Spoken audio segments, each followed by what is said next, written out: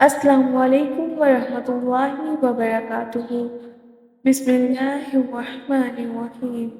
سمود ایک مشہور قبیلہ ہے جس کو اس کے جد و امجد سمود کے نام کی مناسبت سے سمود کہا جاتا ہے۔ سمود اور جدیس دونوں بھائی ہیں۔ یہ آصر بن ارم بن سام بن نوح علیہ السلام کے بیٹے تھے۔ یہ عرب عربہ ہیں۔ ان کی رہائش حجر میں تھی جو حجاز اور تبوک کے درمیان ایک علاقہ کا نام ہے۔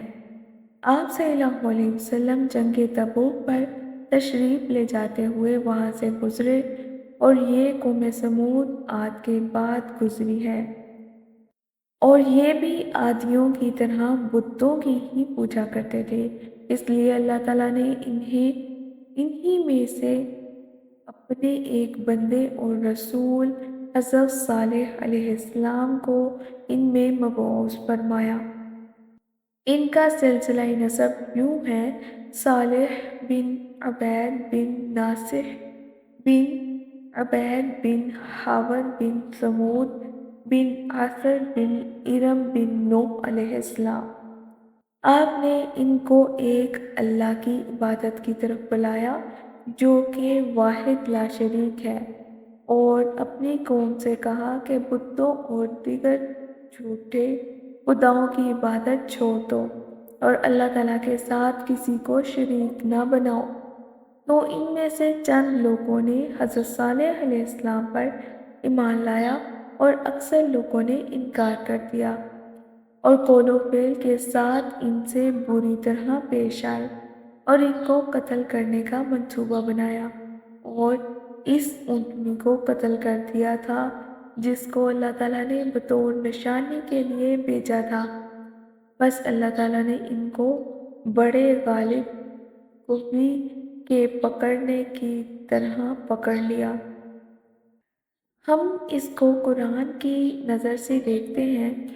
سورۃ اعراف میں اللہ تعالیٰ نے حضرت صالح علیہ السلام اور ان کی قوم سمود کے متعلق ارشاد فرمایا: اور قوم سمود کی طرح ان کے بھائی صالح کو بھیجا تو صالح نے کہا، اے قوم، خدا کی ہی عبادت کرو اور اس کے سوا تمہارا کوئی معبود نہیں۔ تمہارے پاس تمہارے پروردگار کی طرف سے ایک معجزہ آ چکا ہے، یعنی خدا کی اونٹنی تمہارے لیے معجزہ ہے، تو اسے آزاد چھوڑ دو کہ خدا کی زمین میں چرتی پھرے۔ تم اسے بری نیت سے ہاتھ نہ لگانا ورنہ عذاب علیم تمہیں پکڑ لے گا۔ اور یاد تو کرو جب اس نے تم کو قوم عاد کے بعد سردار بنایا اور زمین پر آباد کیا، نرم زمین سے مٹی لے لے کے محل تعمیر کرتے ہو اور پہاڑوں کو تراش تراش کر گھر بناتے ہو۔ بس خدا کی نعمتوں کو یاد کرو اور زمین میں فساد نہ کرتے پھرو۔ تو ان کی قوم میں سردار لوگ جو غرور رکھتے تھے غریب لوگوں سے جو ان سے ایمان لے آئے تھے، کہنے لگے، بھلا تم یقین کرتے ہو کہ صالح اپنے پروردگار کی طرف سے بھیجے گئے ہیں؟ انہوں نے جواب میں کہا، بے شک جو چیز وہ دے کر بھیجے گئے ہیں ہم ان پر بنسبت ایمان لاتے ہیں۔ تو سرداران مغرور کہنے لگے، جس چیز پر تم ایمان لائے ہو ہم تو اس کو مانتے نہیں ہیں۔ آخر انہوں نے اونٹنی کی کونچیں کاٹ ڈالی اور اپنے پروردگار کے حکم سے سرکشی کی اور کہنے لگے، صالح، جس چیز سے تم ہمیں ڈراتے رہے ہو، اگر تم خدا کے پیغمبر ہو تو اسے ہم پر لے آؤ۔ تو ان کو بھونچال نے آ پکڑا اور اپنے گھروں میں اوندھے پڑے رہ گئے۔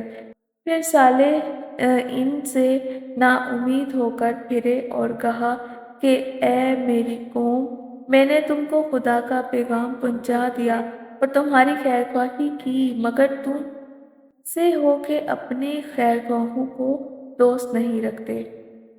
اللہ تعالیٰ نے سورۃ اعراف کے علاوہ سورۃ سمود، سورۃ حجر اور سورۃ نمل، سورہ السجدہ، سورۃ قمر، ان تمام سورج میں حضرت صالح علیہ السلام اور سمود علیہ السلام کی واقعات کو بیان کیا اور ان سے لوگوں کو ڈرایا بھی۔ اللہ تعالیٰ نے مختلف جگہ پہ لوگوں کو بارہا تنبیہ کی کہ اے لوگوں، ان جیسے نہ ہو جاؤ کہ ان کو ہم لوگوں نے نشانی دی مگر انہوں نے اس نشانی کو بھی قبول نہ کیا، وہ ایمان ہی نہیں لانے والے تھے۔ اللہ تعالیٰ نے جو نشانی قوم ثمود پر اتاری تھی، ہم اس کے بارے میں تذکرہ کرتے ہیں کہ اونٹنی کا قصہ کیا تھا۔ ایک دفعہ قوم ثمود کے لوگ اپنی ایک مجلس میں جمع تھے۔ حضرت صالح علیہ السلام وہاں ان کے پاس پہنچ گئے۔ انہوں نے ان کو اللہ کی توحید کی دعوت پیش کی، ان کو وعظ و نصیحت کی، اللہ کے عذاب سے ڈرایا اور ان کو اللہ کی اطاعت و فرمانبرداری کا حکم دیا۔ تو وہ کہنے لگا، اگر تو اس چٹان سے ایسی صفات کی حامل اونٹنی نکال دے تو ہم ایمان لے آئیں گے۔ اور اونٹنی کی صفات بیان کرنے میں لفظ سے کام لیا کہ وہ 10 ماہ کی حاملہ ہو، لمبے قد کی ہو، اور دیگر صفات کا بھی ذکر کیا۔ حضرت صالح علیہ السلام نے اپنی قوم سے کہا، اگر میں تمہاری طلب کردہ نشانیوں کے مطابق اونٹنی کا مطالبہ پورا کر دوں تو کیا تم ایمان لے آؤ گے، میری لائی ہوئی شریعت کو مان لو گے اور میری رسالت کی تصدیق کرو گے؟ انہوں نے کہا، ہاں۔ صالح علیہ السلام نے ان سے ایمان لانے کا پختہ وعدہ لے لیا۔ پھر جائے نماز کی طرف پلٹے، جو مقدر تھا نماز پڑھی، پھر اپنے رب سے دعا کی، اے اللہ، میری قوم کا مطالبہ پورا کر دے، میری قوم کا مطالبہ پورا کر دے۔ اللہ تعالیٰ نے چٹان کو پھٹنے کا حکم دیا اور اس سے بہت بڑی اور 10 ماہ کی حاملہ اونٹنی نکلی جو اس کے مطالبے کے عین مطابق تھی۔ جب انہوں نے سوال کے مطابق اونٹنی دیکھی تو انہوں نے اسے عظیم الشان معاملہ، ہیبت ناک منظر، قدرت عالیہ کا نمونہ، قطعی دلیل اور روشن برہان پایا۔ ان کے نتیجہ میں بہت سے لوگ ایمان لائے اور اکثر کفر و ضلالت پر اڑے رہے، ہر طرف بنے رہے۔ اس لیے اللہ تعالیٰ نے فرمایا، انہوں نے اونٹنی پر ظلم کیا اور انکار کیا اور حق کی پیروی نہ کی۔ ایمان لانے والوں کا رئیس جندہ بن عمر تھا۔ یہ قوم ثمود کے سرداروں میں سے تھا۔ اور بھی بڑے بڑے لوگوں نے اسلام قبول کرنے کا ارادہ کیا، لیکن ان کو بتوں کے پجاری حباب اور زباب بن عمر اور رباب بن سعد نے روکا۔ جندہ نے اپنے چچا کے بیٹے شہاب بن خلیفہ کو اللہ کی توحید کی طرف بلایا۔ یہ بھی ان کا ایک بڑا آدمی تھا۔ وہ اسلام قبول کرنے کا ارادہ کر چکا تھا، لیکن قوم کے دوسرے سرداروں نے اس کو روک دیا اور وہ ان کی طرف مائل ہو گیا۔ آل عمر کی جماعت نے شہاب کو اللہ کے نبی صالح علیہ السلام کی طرف بلایا، جو تمام قوم ثمود کا عزیز تھا۔ اس نے ایمان قبول کرنے کا ارادہ کیا۔ اگر وہ نبی کی دعوت پر لبیک کہتا تو صالح علیہ السلام ہم پر غلبہ حاصل کر لیتے اور وہ اپنے ساتھی صالح علیہ السلام کے برابر جواب کو نہ سمجھتے، لیکن آل حجر کے گمراہ لوگوں نے ہدایت کے بعد منہ موڑا اور مکھی کی طرح الگ ہو گئے۔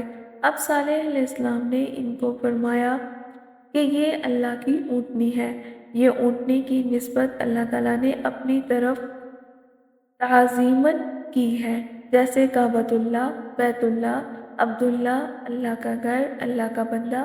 یعنی یہ اونٹنی میرے سچا ہونے پر دلیل ہے، اس لیے اس کو چھوڑ دو، وہ زمین میں کھائے، اس کو نقصان نہ پہنچانا، ورنہ تم کو جلد عذاب آ پکڑے گا۔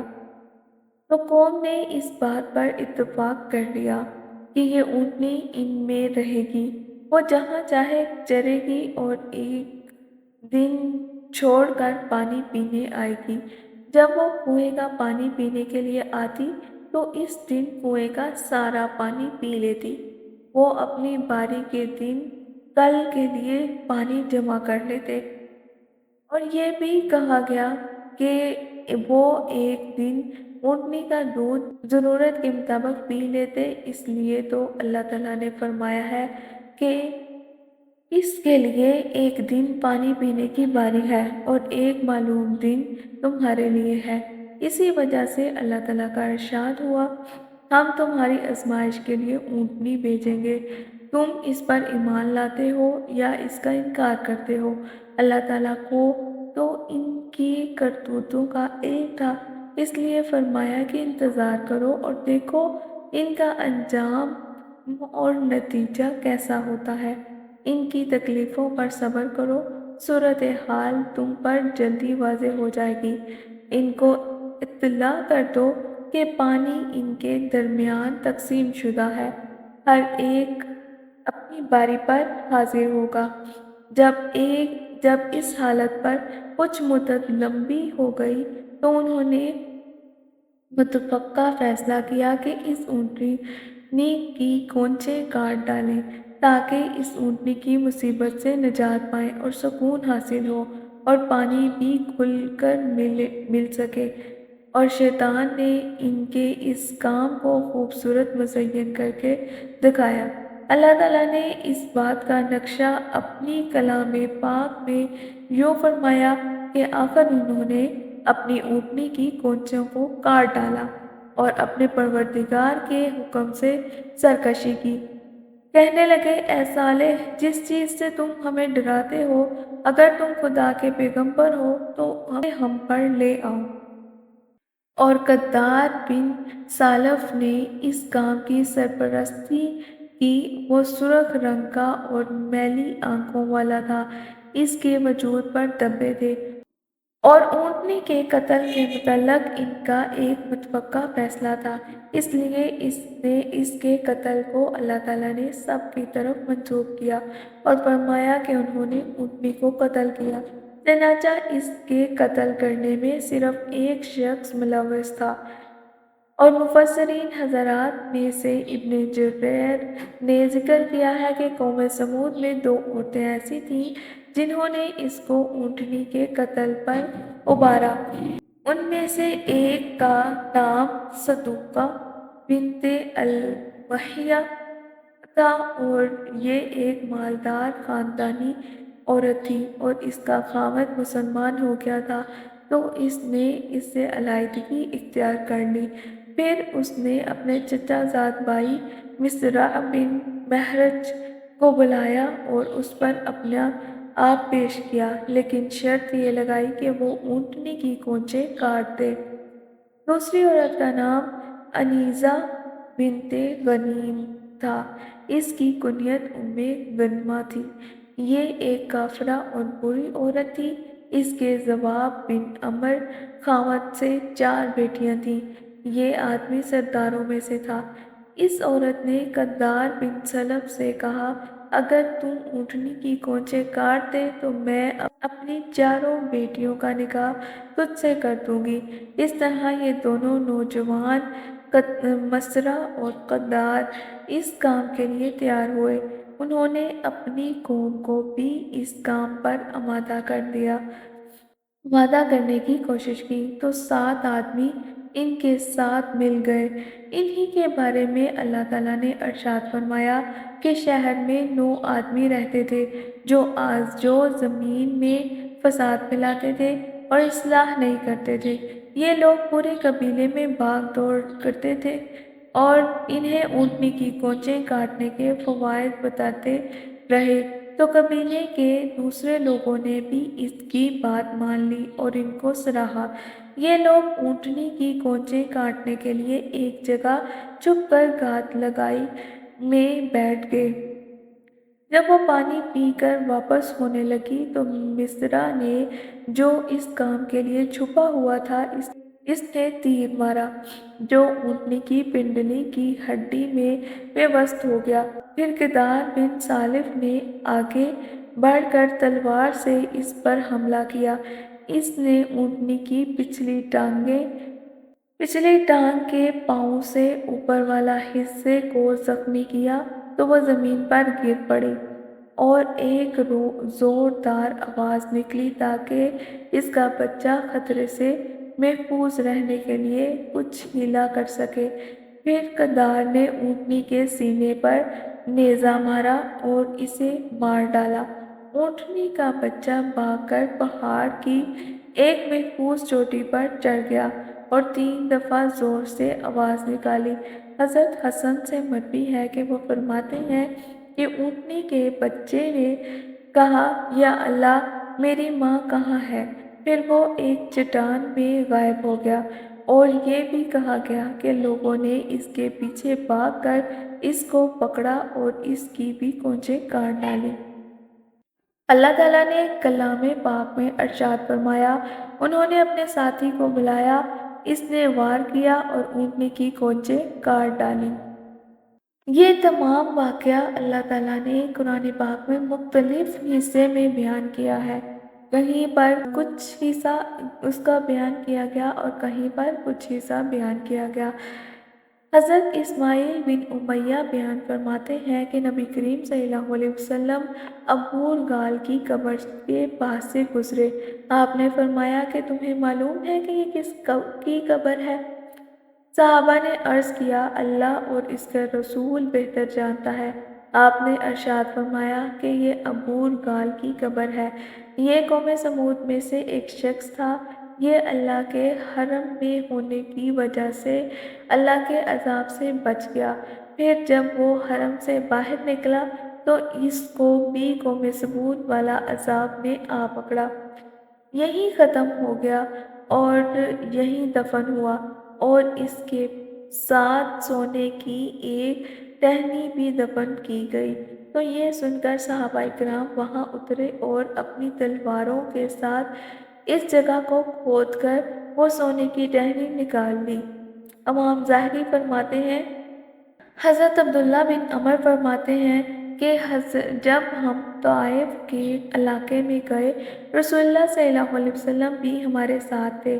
تو جب رسول اللہ صلی اللہ علیہ وسلم ایک قبر کے پاس سے گزرے تو میں نے سنا کہ آپ فرما رہے تھے، یہ ابو گال ہے، یہ قبیلہ ثقیف کا باپ ہے اور اس کا تعلق قوم ثمود سے تھا۔ چونکہ یہ حرم میں تھا اس لیے اس سے عذاب ٹلتا رہا۔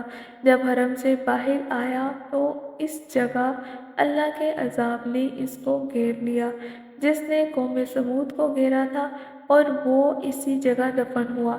اس کی نشانی یہ ہے کہ اس کے ساتھ سونے کی ایک چھڑی دفن کی گئی ہے۔ اگر تم یہ جگہ کھودو گے تو وہ چھڑی پا لو گے۔ لوگوں نے جلدی سے وہ جگہ کھودی اور چھڑی نکال لی۔ حضرت ابن عباس فرماتے ہیں کہ جب رسول اللہ صلی اللہ علیہ وسلم حج پر تشریف لے جاتے ہوئے وادی اسقان سے گزرے تو دریافت فرمایا، اے ابو بکر، یہ کون سی وادی ہے؟ عرض کیا، یہ وادی اسقان ہے۔ تو آپ نے ارشاد فرمایا، یقیناً اس جگہ سے حضرت ہود اور صالح علیہ السلام بھی اونٹوں پر سوار حالت میں گزرے ہیں، جن کی مہاریں کھجور کی چھال کی ہوتی تھی۔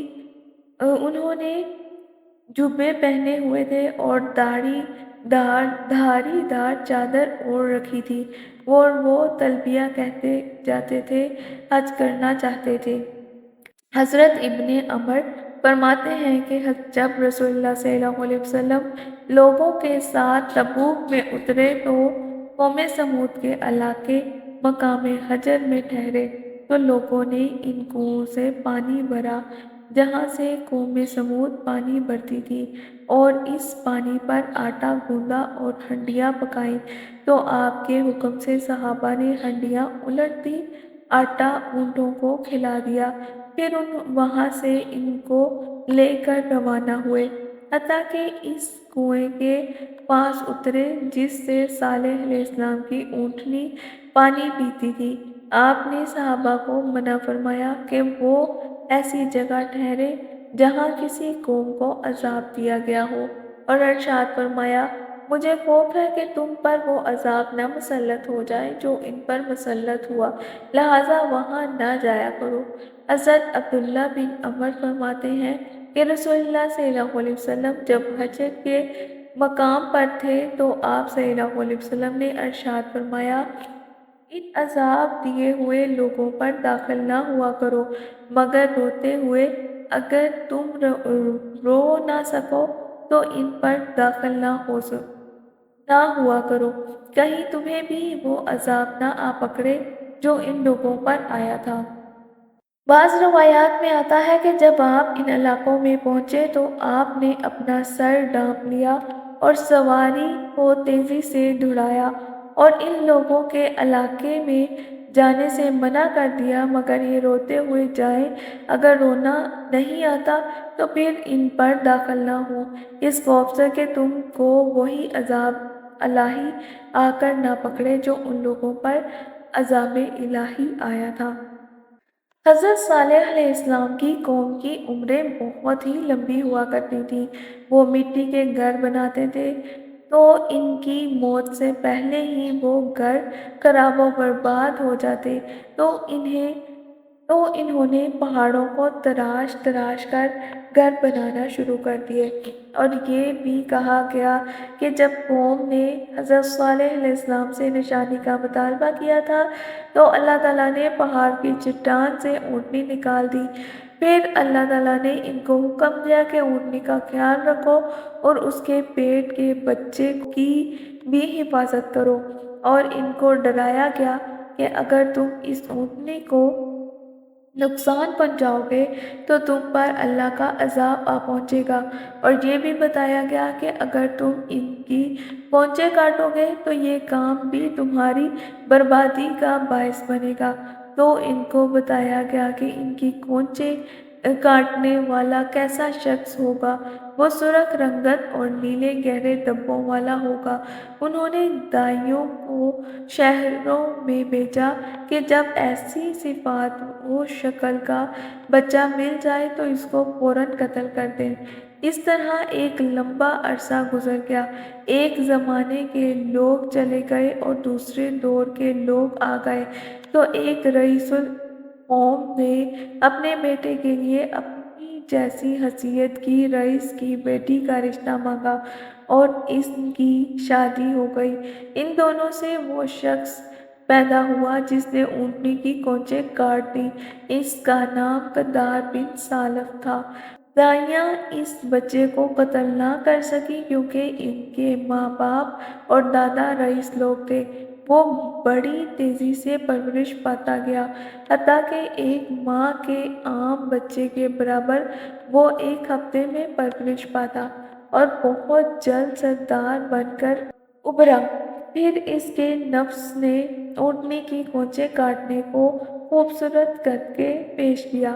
قوم کے سرداروں میں سے 8 آدمی اس کے ساتھ مل گئے، یہی وہ 9 آدمی ہیں جن کے متعلق قرآن مجید میں ذکر آیا۔ انہوں نے ہی حضرت صالح علیہ السلام کے قتل کا پروگرام بنایا تھا۔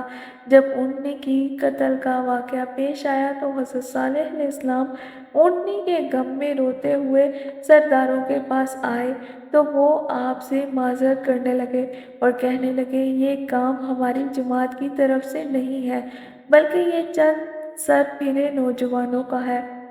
اور یہ بھی کہا گیا کہ اس عظیم سانحہ اور گناہ کے بدلے میں حضرت صالح علیہ السلام نے ان کو کہا کہ تم اس کے بچے کے ساتھ اچھا سلوک کرو۔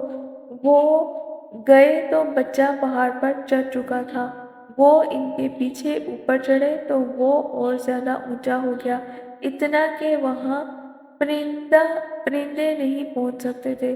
بچہ رویا یہاں تک کہ اس کے آنسو بہہ پڑے۔ حضرت صالح علیہ السلام کی طرف متوجہ ہوا اور اس نے 3 دفعہ زوردار آواز نکالی تو اس وقت حضرت صالح علیہ السلام نے ان سرداروں سے کہا اب تم 3 دن تک خوب کھا پی لو اور مزے اڑا لو، یہ وعدہ اٹل اور سچا ہے، جھوٹ نہیں کہا گیا۔